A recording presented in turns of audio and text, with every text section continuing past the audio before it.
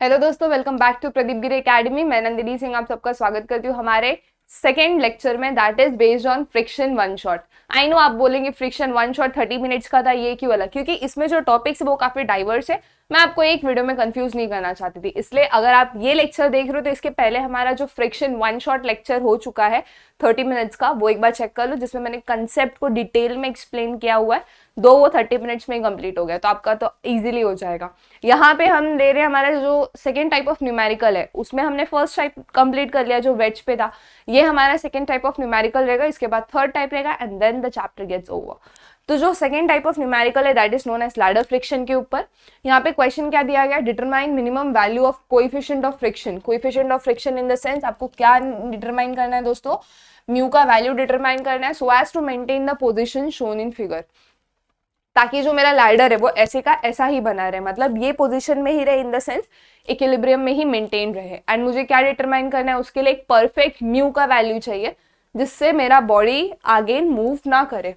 To maintain the position shown in figure, length of rod A B is 3.5 and it weighs 250। इसका जो पूरा length है वो कितना है दोस्तों, 3.5, और उसका टोटल वजन कितना है 250। ये 3.5 है। और हम वेट कहाँ दिखाते हैं दोस्तों, हमेशा कभी भी अगर मैं कोई भी क्वेश्चन दिया रहेगा उसका एफबीडी बनाने को सोचूं तो सबसे पहले मुझे ये ध्यान में रखना है कि मुझे जो वेट दिखाना है वो हमेशा सेंटर में होना चाहिए बॉडी के, ये पूरे बॉडी के सेंटर में एंड डाउनवर्ड डायरेक्शन में होना चाहिए। क्या बोला मैंने दोस्तों, बॉडी के सेंटर में होना चाहिए। तो सेंटर में ये कितना हो जाएगा, ये यहाँ पे 3.5 डिवाइडेड बाय 2 करेंगे तो ये हो जाएगा कुछ 1.75। एक बार कैल्सी में करके देख लेते हैं, हवे में कुछ नहीं करेंगे हम। 3.5 divided by 2, 1.75 is perfect. Then ये इसके हाफ पे हमें उसका वेट दिखाना है। तो दो चीज़ें आपने समझ ली। सबसे पहले जो क्वेश्चन में डेटा दिया हुआ था हमें उससे एनालाइज हो गया कि हमें क्या फाइंड आउट करना है। लेंथ दिया हुआ है और उसका वजन दिया हुआ है, दैट इज 250 न्यूटन। तो सबसे पहले हम लोग इसका क्या बना लेते हैं दोस्तों, फ्री डायग्राम। तो ये मेरा रॉड है, इसका मोशन किस डायरेक्शन में होगा दोस्तों, आगे की तरफ मोशन होगा, है ना। रॉड इस तरह गिरेगा तो मुझे वो मोशन को क्या करना है, रोकना है, that is to stop motion. तो जिसकी वजह से फ्रिक्शन फोर्स किस डायरेक्शन में एक्ट करेगा, मोशन के ऑपोजिट। ये इधर से नीचे की तरफ जाएगा, राइट मोशन, तो यहाँ पे फ्रिक्शन फोर्स किधर एक्ट करेगा, ऊपर की तरफ। तो यहाँ पे ये दो पॉइंट हमने फाइंड आउट कर लिया। अब ये सरफेस की वजह से एक नॉर्मल रिएक्शन आ जाएगा, ये पॉइंट ऑफ कॉन्टैक्ट वाले सरफेस की वजह से एक नॉर्मल रिएक्शन आ जाएगा। क्या बोला मैंने दोस्तों, ये वाला लैडर कहाँ कहाँ कॉन्टैक्ट में है, एक यहाँ है और एक यहाँ है। तो यहाँ पे इसकी वजह से एक नॉर्मल रिएक्शन आ रहा है और यहाँ पे इस पॉइंट की वजह से नॉर्मल रिएक्शन आ रहा है। तो इसको मैं N1 बोल देती हूँ, इसको मैं N2 बोल देती हूँ। तो मेरा फ्रिक्शन का डायरेक्शन किस तरफ है, ऊपर की तरफ है, तो फ्रिक्शन का वैल्यू किस तरह आ जाएगा दोस्तों, म्यू के साथ आ जाएगा, that is mu N2 and this goes like mu N1। ठीक है, so this was the whole thing here. तो यहाँ पे हमने दिखा दिया दोस्तों, डायरेक्शन सारे यहाँ पे मेंशन कर दिए, राइट, कौन किस डायरेक्शन में रहेगा। नाउ सेकेंड चीज जो थी वो हमारी वेट का है दोस्तों, कुछ यहाँ है, ठीक है।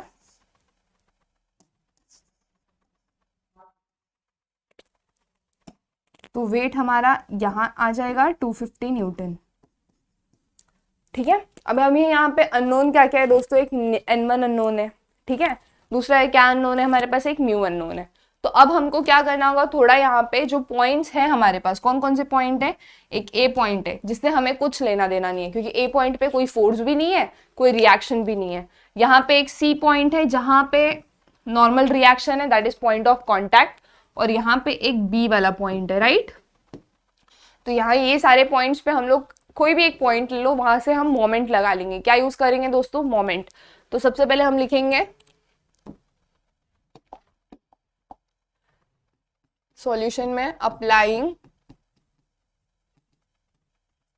कंडीशन ऑफ इक्विलिब्रियम टू, अभी ये क्या है दोस्तों, रॉड है, लैडर नहीं है, रॉड है, चलेगा, सेम कंसेप्ट लगता है, लैडर हो या रॉड हो, ए बी, ठीक है।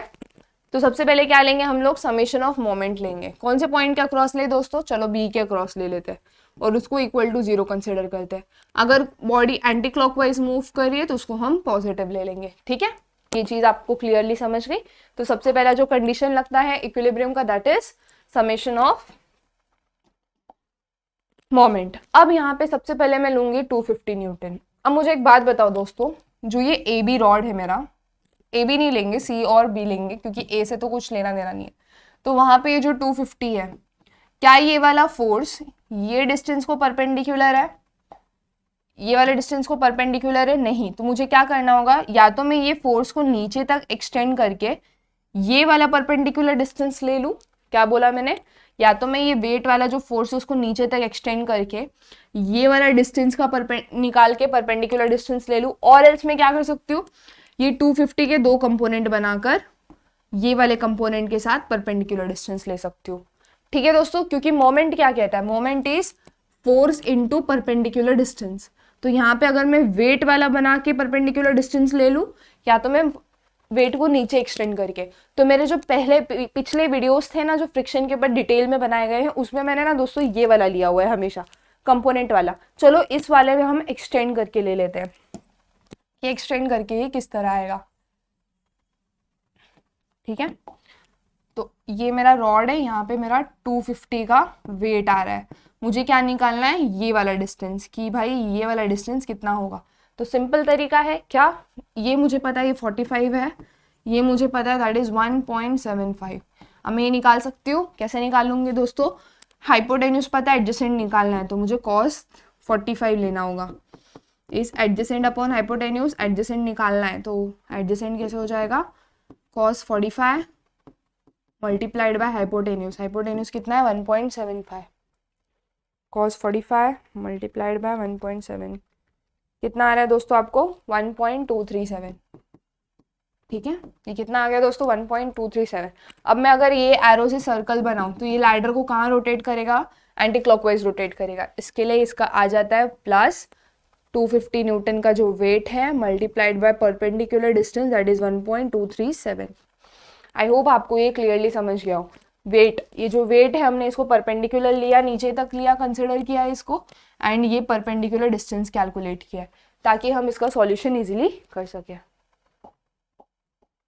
Okay, so this was the first thing. Second कौन सी चीज़ है जो हमें यूज़ करनी है, दैट इज हमारा N2। N2 का भी डिस्टेंस हमें पता है कि N2 जो है वो यहाँ से यहाँ तक है, तो वो किस तरह कैलकुलेट होगा।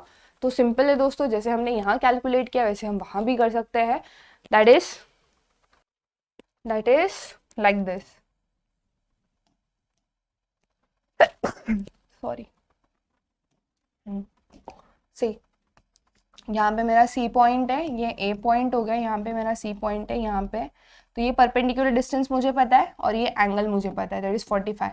सामने का डिस्टेंस पता है और मुझे क्या निकालना है, ये वाला डिस्टेंस निकालना है, राइट। ये N2 कितना दूरी पे है, क्योंकि तभी तो ये परपेंडिकुलर डिस्टेंस आ जाएगा ये वाला।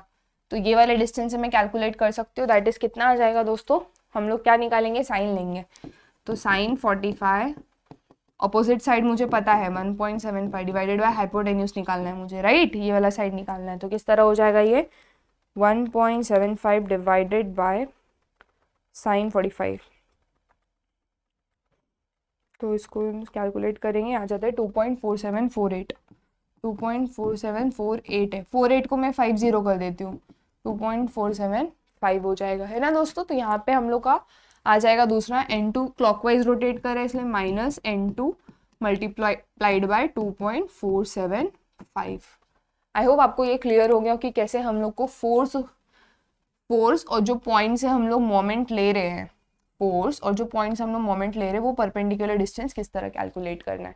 ठीक है, सो उसको अब मिटा देते हैं हम लोग।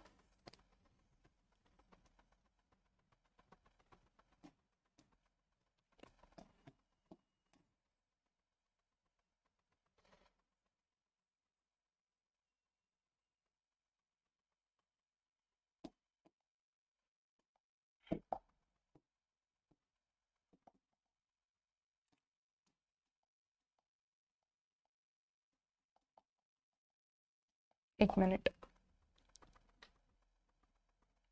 सो इसको मैंने इरेज कर दिया है यहाँ पे। Now let us proceed ahead. तो ये इक्वल टू 0 हो जाएगा, क्योंकि और कोई फोर्स तो हमें दिख ही नहीं रहा है। ये फोर्स था तो ये पॉइंट से लिया तो ये वाला पूरा 0 हो जाएगा, बचा ये फोर्स और ये N2 वाला फोर्स। तो यहाँ पे जब मैं इसको कैलकुलेट करूंगी कैल्सी में, तो N2 का जो कुछ वैल्यू आ जाएगा that will be equal to 125 newton. ठीक है, एंड ये पॉजिटिव वैल्यू आ रही है। देन जो आपको दूसरी चीज लगानी है that is summation of F x. What is mean by summation of F x दोस्तों? जो भी एक्स एक्सिस पे मेरा फोर्स है, x axis in the sense horizontal, जितने भी मेरे पास हॉरिजेंटल फोर्सेस है उनका एडिशन मुझे इक्वल टू 0 लेना है। अभी समीशन ऑफ एफ एक्स कौन कौन से आ जाएंगे, कौन कौन से इसमें एक्स डायरेक्शन में? सबसे पहले हमारा आ जाता है यहाँ पे रिजॉल्विंग पार्ट। अब रिजॉल्व करने के लिए मुझे इसको किस तरह इसके कंपोनेंट्स में डिवाइड करना होगा। किस में डिवाइड करना होगा दोस्तों? कंपोनेंट्स में। तो कंपोनेंट्स में डिवाइड करने के लिए मैं येलो कलर ले लेती हूँ, सी। सबसे पहले तो मुझे ये म्यू एन टू, अभी म्यू एन टू को डिवाइड करने के लिए मुझे कैसे लेना होगा, इसको थोड़ा सा बड़ा कर देते हैं।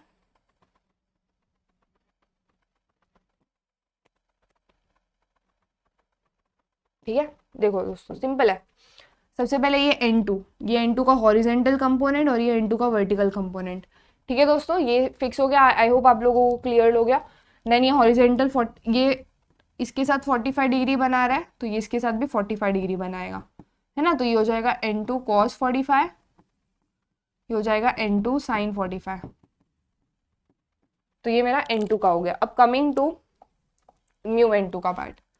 सो यहाँ पे ये हो जाएगा म्यू N2, ये हो जाएगा म्यू N2। अब यहाँ पे ये 45 डिग्री एंगल बना रहा है, तो यहाँ पे जो वर्टिकल एंगल है वो 45 डिग्री रहेगा, राइट। तो यहाँ पे ये cos 45 हो जाएगा, यहाँ पे ये sin 45 हो जाएगा। ठीक है, तो this was the whole concept कि कैसे हम लोग को वर्टिकल और हॉरिजेंटल कंपोनेंट्स में इसको डिवाइड करना था। हमारे पास कौन से दो फोर्स थे, ये थे म्यू N2 था और N2 था। तो N2 को मैंने इस तरह रिजॉल्व किया, म्यू N2 को मैंने इस तरह रिजॉल्व किया। ठीक है, अब इसको यहाँ पे लिख देता फटाफट सारे डिटेल्स। दैट इज सबसे पहले आ जाएगा N2 cos 45, फिर कौन है हॉरिजेंटल में, माइनस म्यू N2 sin 45, और कौन सा है दिख रहा है दोस्तों आपको यहाँ पे, एक लास्ट है हमारा दैट इज दिस वन, और ये माइनस म्यू N1 हो जाएगा। ठीक है, and that is equal to 0। So all this terms goes under 0। N2 का वैल्यू हमें मिल गया 125, पुट कर दो 125 cos 45 minus mu 125 sin 45 minus mu N1 equal to 0। ठीक है, सो ये कर लिया हमने। ये करने के बाद हम क्या कर लेंगे दोस्तों, थोड़ा कुछ कॉमन ले लेंगे। यहाँ से हमें म्यू कॉमन लेना होगा, तो कॉमन लेने के बाद ये किस तरह हो जाएगा,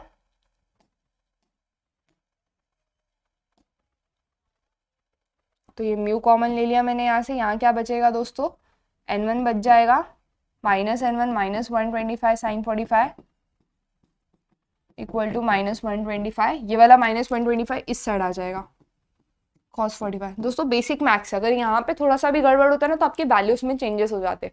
इसलिए जब आप ये मैथ्स वाले पार्ट करो ना तो काफ़ी सीरियसली करना।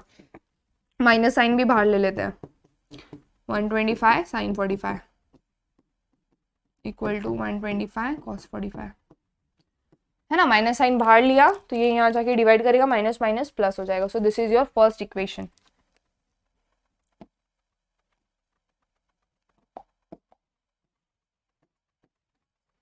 तो यहाँ पे हमारा फर्स्ट इक्वेशन आ गया। तो आई होप आप इसको नोट डाउन कर लेंगे, क्योंकि अब हम समेशन ऑफ एफ वाई शुरू करने जा रहे हैं। इसको मैं शॉर्ट कर देती हूँ थोड़ा। अब लेते हैं हमारा समेशन ऑफ एफ वाई। जो भी ऊपर की तरफ रहेगा उसको पॉजिटिव लेंगे। एफ वाई का मतलब दोस्तों जो भी वर्टिकल फोर्सेस होते हैं, जितने भी हमारे पास वर्टिकल फोर्सेस है उन्हें हमें यहाँ पे कंसिडर करना होगा। ओके, तो वर्टिकल कौन कौन से फोर्स आ रहे हैं, N2 sin 45, then mu N2 cos 45 plus, हाँ, देन कौन सा है आपका N1, and last is minus 250। Minus 250 वहां चला जाएगा तो कितना हो जाएगा दोस्तों आपका वैल्यू, 2 + 250, और N2 का वैल्यू आपको पता है 125 sin 45, राइट। एंड देन उसको जब आप सॉल्व करोगे तो देखो कितना वैल्यू आता है, plus mu 125 cos 45 plus N1 equal to 250। Then आपको यहाँ पे क्या करना है दोस्तों, बहुत सिंपल सी चीज़ करनी है। यहाँ पे सारे जो भी टर्म्स है ना उनको n1 के इसमें लिखना है, तो n1 को यहाँ रखेंगे, बाकी सब वहाँ शिफ्ट कर देंगे। जब आप ये पूरा का पूरा उठा के यहाँ शिफ्ट करोगे तो ये किस तरह हो जाएगा, 250 माइनस इसका वैल्यू कितना आता है दोस्तों, 125 साइन 45 निकालो, 125 इंटू साइन 45, ये कुछ आता है 88.38, ये हो जाएगा माइनस 88.38, इसका वैल्यू कितना आ गया, 88 है, तो आप 38 ले लो या 39 ले लो।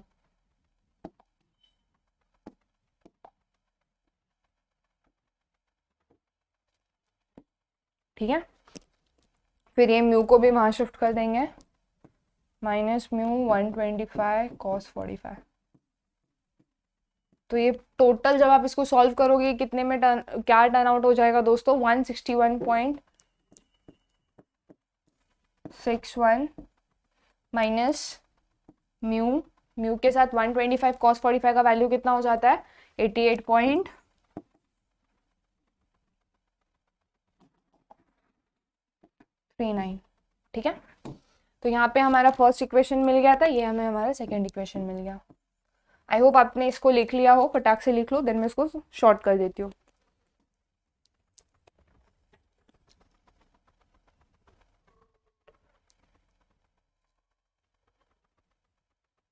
ओके, तो दिस वाज अवर कंसेप्ट, जहाँ पे हमने दो इक्वेशन निकाले हैं, एक है म्यू का और एक है n1 का। अब हमें क्या करना होगा, ये n1 का वैल्यू उठाकर यहाँ पुट करना होगा। पुट इक्वेशन 2 इन 1। ठीक है, तो यहाँ पे n1 का वैल्यू यहाँ पुट करेंगे तो ये हो जाएगा म्यू, n1 कितना है 161 पॉइंट, एक बार चेक कर लो आपको 161.61 ही आया हो,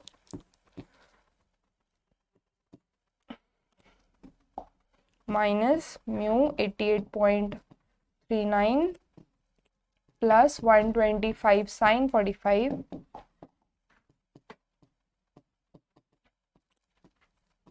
equal to 125 cos 45।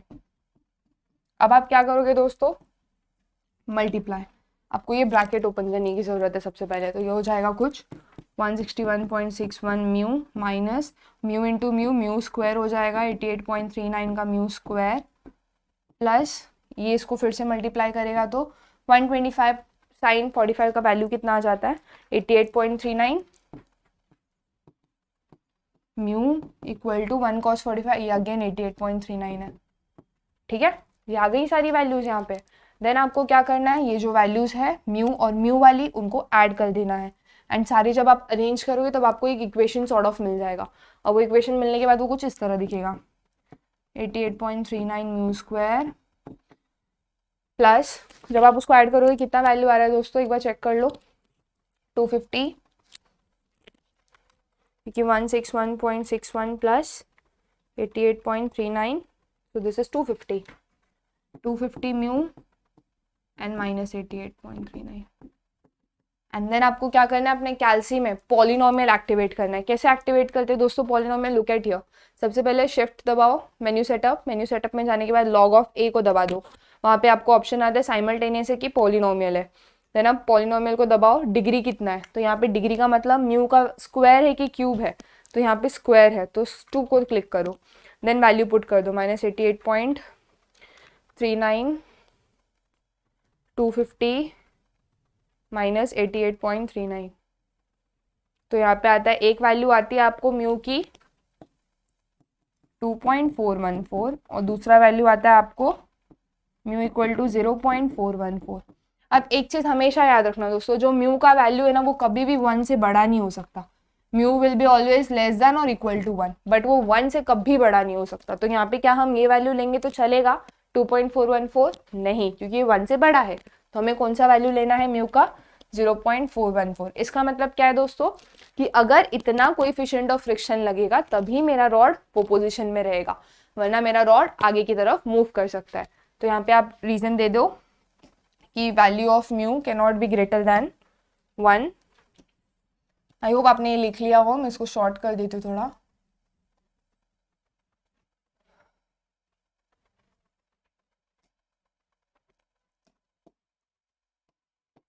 Value of mu is less than 1 always or cannot be greater than 1, therefore mu equal to 0.414. okay, so this was the second type of numerical, जो कि लैडर या फिर रॉड बोल लो, लेकिन कंसेप्ट ऐसे ही लगाना है दोस्तों, ठीक है। आई होप आपको ये वाला पार्ट इजीली समझा हो कि कैसे हमें परपेंडिकुलर डिस्टेंस लेना होता है मोमेंट निकालते वक्त, एंड कैसे हमें ये जो आपको दिख रहा है नॉर्मल का रिएक्शन कंसिडर करना होता है, ठीक है। सो दोस्तों अब नेक्स्ट न्यूमेरिकल में चलते हैं, जो कि लास्ट टाइप ऑफ न्यूमेरिकल है जो फ्रिक्शन मॉड्यूल में पूछा जाता है, that is wedge. I hope आपको ये क्लियर है, नहीं क्लियर है तो इसका एक डिटेल्ड वीडियो है, पहले जाके वो देख लो। आज का वीडियो तो आपको शॉर्टकट ट्रिक्स बताएगा जो आपको एग्जाम में यूज करना है, राइट। चलो, question says calculate the magnitude of horizontal force P acting on wages B and C। तो यहाँ पे दो वेजेस है आपके पास B और C, और उसके ऊपर सेम फोर्स लग रहा है, यहाँ पर भी P लग रहा है, यहाँ पर भी P लग रहा है ना, वही आपको कैलकुलेट करना है। To raise a load of 100 kilo newton, और कैसे ये फोर्स ऐसे लग रहे जिसकी वजह से ये वाला जो ये है हमारा लोड वो ऊपर की तरफ जाएगा। ये दोनों फोर्स कैसे लग रहे, ये दोनों फोर्स एकदम आप इस तरह लग रहे ताकि ये फोर्स ये ब्लॉक ऊपर की तरफ चला जाए, और यहाँ पे कुछ वैल्यूज दी गई हैं। वो ब्लॉक का वजन कितना है 100 किलो न्यूटन, मतलब ये वेट दिया हुआ है। म्यू कितना दिया हुआ है वेज और ग्राउंड के बीच में 0.25, तो ये B और C और ग्राउंड के बीच में 0.25 का फ्रिक्शन लगेगा, I mean coefficient of friction. And wages between the wages A और B और A और C के बीच में 0.2 का लगेगा। Also assume symmetry of loading and neglect the weight. Symmetry of loading का मतलब क्या है दोस्तों, ये बहुत इंपॉर्टेंट है जिसके लिए हमने न्यूमेरिकल लिया है। यहाँ पे देखो आप क्या कर सकते हो, सिर्फ एक पार्ट सॉल्व करके भी ना आप दूसरा पार्ट का वैल्यू निकाल सकते हो, क्योंकि सिमेट्रिकल फिगर है यहाँ पे बोला गया है। And neglect the weight of A, B and C, और यहाँ पे आपको एक चीज नेग्लेक्ट करनी है, that is weight of A, B and C जब आप कैलकुलेट करोगे फोर्सेस, ठीक है। And slope of ways is given, that is 1:10। Slope of ways का मतलब दोस्तों सबसे पहले ये कैलकुलेट कर लेते भाई, ये कौन सी नई चीज है, देखो सिंपल है, ये जो स्लोप है इससे आपको एंगल पता चल जाएगा, ये थीटा, एंड ये कितना दिया हुआ है 1:10। तो यहाँ पे मैं लिख सकती हूँ ना स्लोप मतलब tan theta, and tan theta is 1/10, तो थीटा का वैल्यू कितना आ जाएगा, कैलकुलेटर में उठा लो फटाफट, tan इनवर्स कर लो, शिफ्ट tan इनवर्स 1/10, 5.71 कितना आ गया दोस्तों 5.71 डिग्री, ठीक है। So this is your theta, यहाँ पर भी है सेम, यहाँ पर भी है, बस this was the whole concept. अभी हम आगे बढ़ते हैं, तो स्लोप वाला चीज भी हमने क्लैरिफाई कर लिया है। तो सबसे पहले हम क्या निकालेंगे, नॉर्मल रिएक्शन, क्योंकि ये जो 100 किलो न्यूटन है ये नीचे की तरफ जा रहा है, तो यहाँ पे एक नॉर्मल रिएक्शन आएगा, यहाँ पे एक नॉर्मल रिएक्शन आएगा, और ये 100 ऊपर से नीचे की तरफ है, तो ये n लिख देती हूँ मैं, इसको भी n लिख देती हूँ, ठीक है। Now how to proceed with this दोस्तों, तो सबसे पहले हमें क्या बनाना होगा, एफबीडी यानी कि ये 100 किलो न्यूटन का तो डन है। यहाँ से ये इस साइड जाएगा, तो आपका जो ये है फ्रिक्शन वो कौन सा डायरेक्शन में एक्ट करेगा, इस साइड, तो हो जाएगा म्यू एन। ये किस साइड एक्ट करेगा दोस्तों, इस साइड एक्ट करेगा, ये हो जाएगा म्यू एन, ठीक है। देन ऊपर वाला जो वेज है, ऊपर वाला वेज का किस साइड डायरेक्शन आने वाला है दोस्तों, ये वेज नीचे की तरफ जा रहा है ना, तो यहाँ पे ये आ जाएगा इस डायरेक्शन में, म्यू एन 1 ले लेते हैं, और यहाँ पे ये नॉर्मल रिएक्शन कॉन्टैक्ट की वजह से, यहाँ का भी सेम रहेगा क्योंकि हमने सिमेट्री कंसिडर किया। ये वाला वेज ये वाले वेज के कॉन्टैक्ट में है, उधर रिएक्शन आ रहा है N1, एंड ये नीचे की तरफ जा रहा है, इसलिए फ्रिक्शन ऊपर की तरफ आ रहा है, and the friction is given by mu N1, ठीक है। So this was the free body diagram. अब हम इसको सेपरेट करेंगे इजीली। तो सबसे पहले हमारा जो काम है दैट इज n का वैल्यू निकालना। कैसे निकालेंगे, सबसे सिंपल, अप्लाई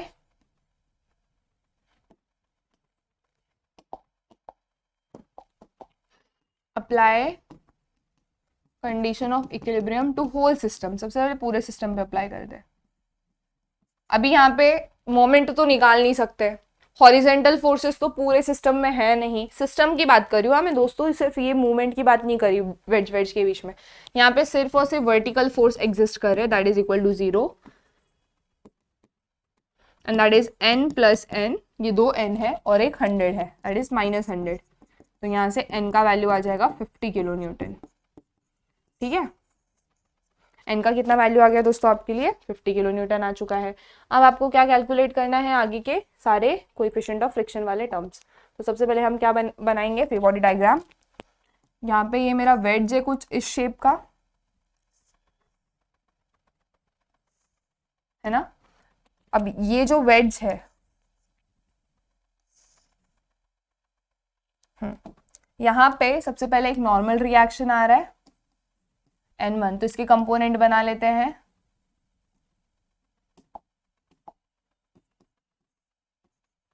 ये ऊपर की तरफ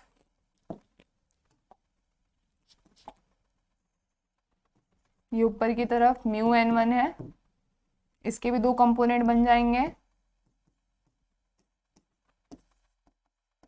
अब ये जो एंगल है वेड्ज का वो कितना है दोस्तों 5 पॉइंट कितना मिला 71 था आई गेस, यस 5.71 था। अब यहाँ पे 5.71 है, तो ये अगर हॉरिजेंटल तो यहाँ पे ये भी हॉरिजेंटल के साथ 5.71 है, तो ये कॉस 5.71 हो जाएगा एंड ये साइन 5.71 हो जाएगा। अब ये यहाँ पे वर्टिकल, अब यहाँ पे हॉरिजेंटल के ऑपोजिट साइड यानी कि ये वर्टिकल के साथ 5.71 बनाएगा, तो ये N1 साइन 5.71 हो जाएगा, ये N1 कॉस 5.71 हो जाएगा। ठीक है, ये यहाँ पे जो हमारा n है ये नीचे वाला, फिर ये इस डायरेक्शन में जो हमारा म्यू n है। ठीक है, अब ये वेड्ज और वेड्ज के बीच का है ना, ये वाला म्यू कितना रहने वाला है, यहाँ पे जो हमारा म्यू रहेगा वो कितना रहेगा दोस्तों,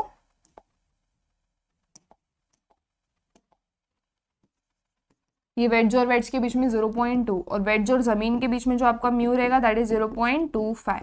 तो जब आप म्यू का वैल्यू पुट करोगे तो बहुत ध्यान से पुटिंग करेंगे हम लोग यहाँ पे, ठीक है, ताकि कंफ्यूजन क्रिएट ना हो। तो यहाँ पे मैंने FBD बना ली है, ब्लॉक बी की वेट कंसिडर करने की जरूरत नहीं है। तो यहाँ पे लिख दो सबसे पहले isolate wedge B and FBD, draw FBD। तो यहाँ पे सबसे पहले अप्लाइंग COE एक बार लिख दिया, बट फिर भी आप लोग के लिए क्योंकि वो ऊपर लिखा है मैंने, यहाँ पे अप्लाइंग COE। तो सबसे पहले summation of forces in Y direction ले लो या एक्स डायरेक्शन ले लो। सबसे पहले हम एक्स के साथ प्रोसीड करेंगे,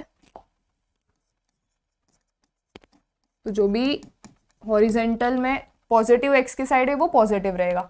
तो यहाँ पे कौन कौन से पॉजिटिव रहने वाले हैं दोस्तों, फर्स्ट ऑफ ऑल यहाँ पे सारे के सारे नेगेटिव रहेंगे क्योंकि पॉजिटिव डायरेक्शन में मुझे तो कुछ नहीं दिख रहा है। ठीक है, तो इट विल बी लाइक एक मिसिंग फोर्स है हमारा P, तो सिर्फ वही यही पॉजिटिव रहेगा। तो P minus mu N1 cos 5.71, फिर N1 साइन 5.71, फिर 0.25 ये भी negative,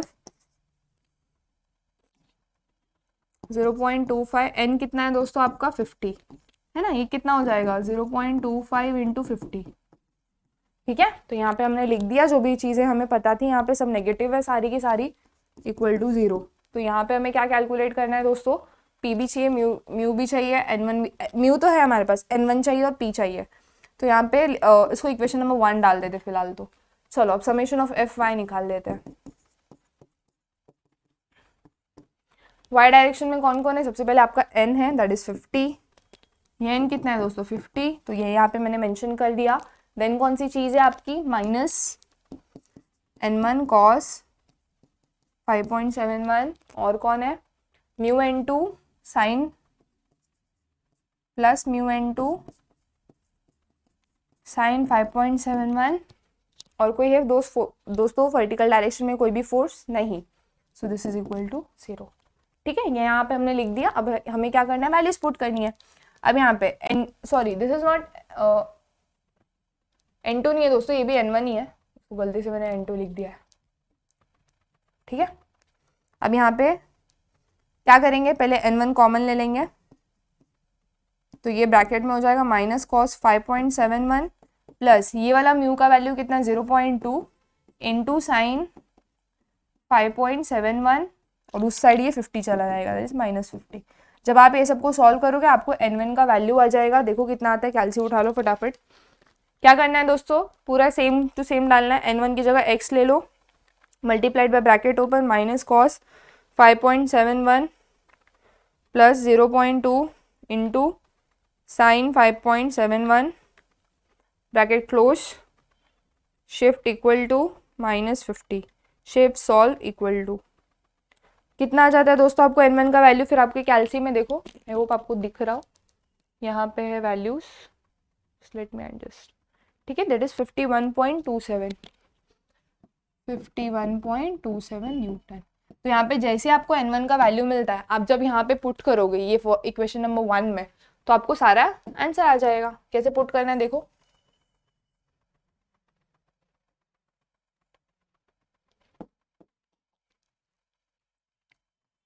put n1 in equation 1, तो ये p माइनस ये वाला म्यू कितना है दोस्तों आपका 5.71 वाला, ये वाला 0.2 इंटू n1 कितना आ गया 51.27 इंटू कॉस 5.71, ठीक है।